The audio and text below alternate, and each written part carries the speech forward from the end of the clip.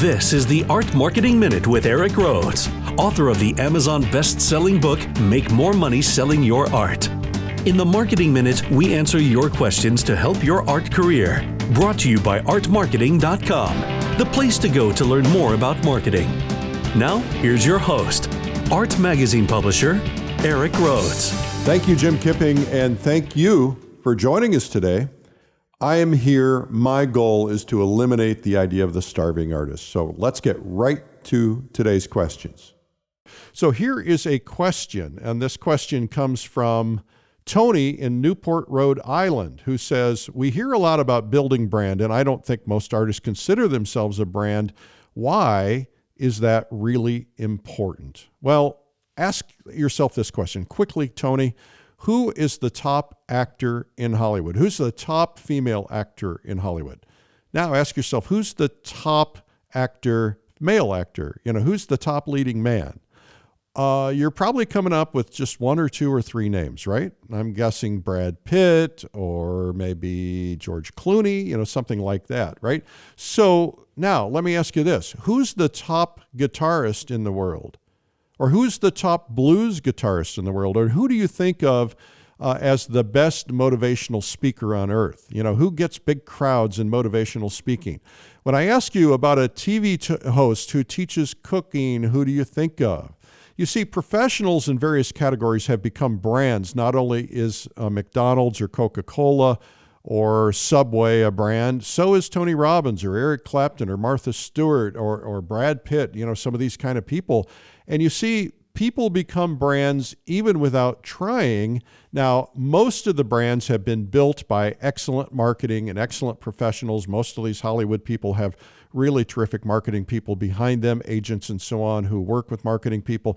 But you get known as a brand, whether you like it or not, and you need to be able to control that brand so that you are controlling how people think of you, hopefully. And of course, a lot of that depends on your work, but it also depends on your behavior.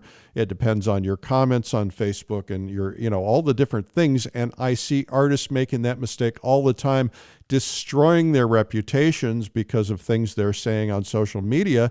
And so you got to be careful about that. Brand is about trust. It's about standing for something. It can be standing against something. Your brand might be, you're very political and you want to be talking about politics all the time. Well, you can do that, and that will become your brand, and that's standing against something. But you also have to know that that could hurt your brand. And so people who do branding tend to stay away from polarizing topics because they don't want to they don't want to lose business. But I guarantee you, if the great artist Howard Turpinning, the Western artist who sells for, $1 million paintings, if he painted something, signed a different name onto it, put it into an auction, it would sell for a fraction of the price of the work with his name on it. You see, quality doesn't always rise to the top alone. Quality is important, and I want to re-emphasize that. But you become known for your quality, and then your name helps it sell. Now, Jeremy Lipking, for instance, is one of those names. He is the John Singer Sargent of our times. He's incredible. And I know artists who paint almost equally as good as Jeremy.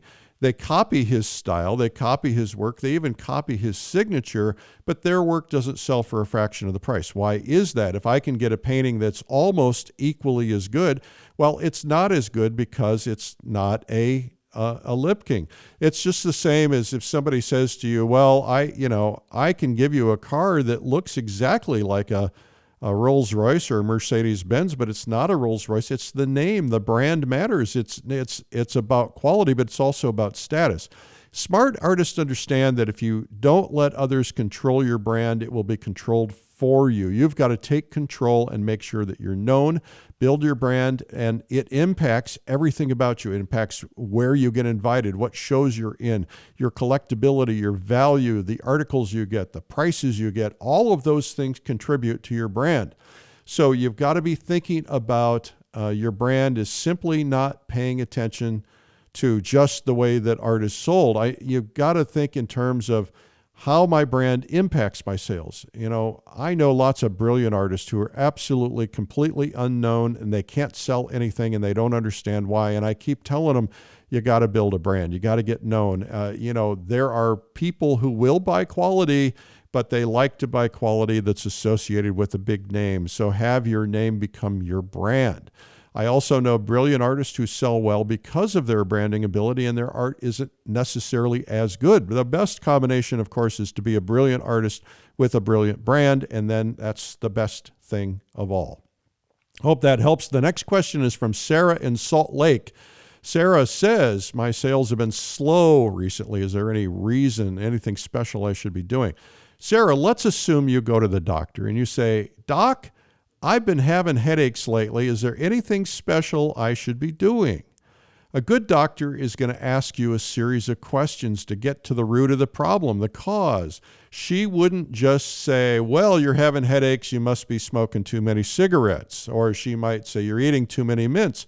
No, she's going to find out what's causing the headaches, because there could be 1,000 different answers to that question. So when I hear a question like that, I know it can be a lot of things. And you have to ask yourself questions and dig into yourself. So you've got to ask yourself, what has changed? What am I doing differently? Lately, because of COVID, COVID has suppressed art sales in some people and made it bigger in others. It might be related to that. So what am I doing differently? What am I not doing that I was doing? Am I promoting or advertising? Have I stopped doing that? Did I have articles and now I don't have them? Has my presentation or my work changed? Is my painting as good?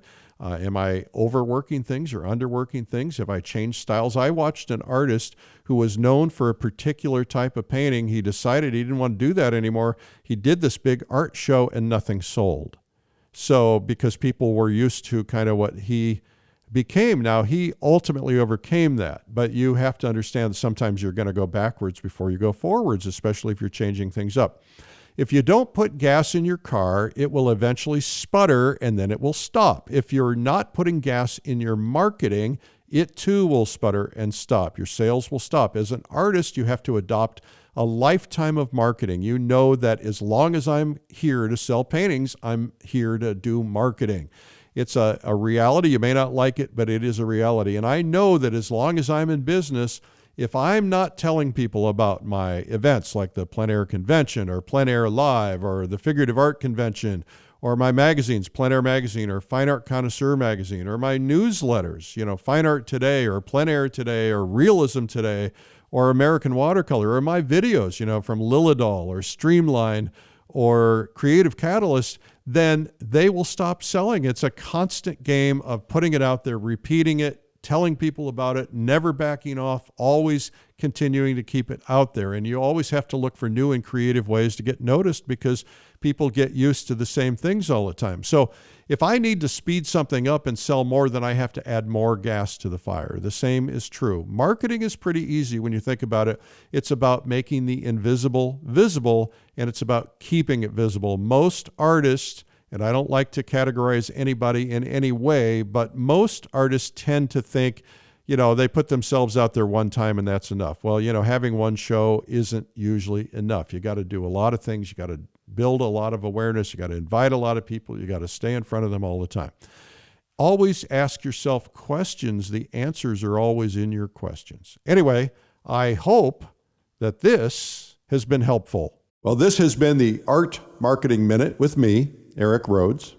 My goal in life is to eliminate the idea of the starving artist and to help your dreams actually come true. So if you want to submit questions, simply email eric@artmarketing.com. And to learn more about marketing ideas, you can visit artmarketing.com. Thanks for listening.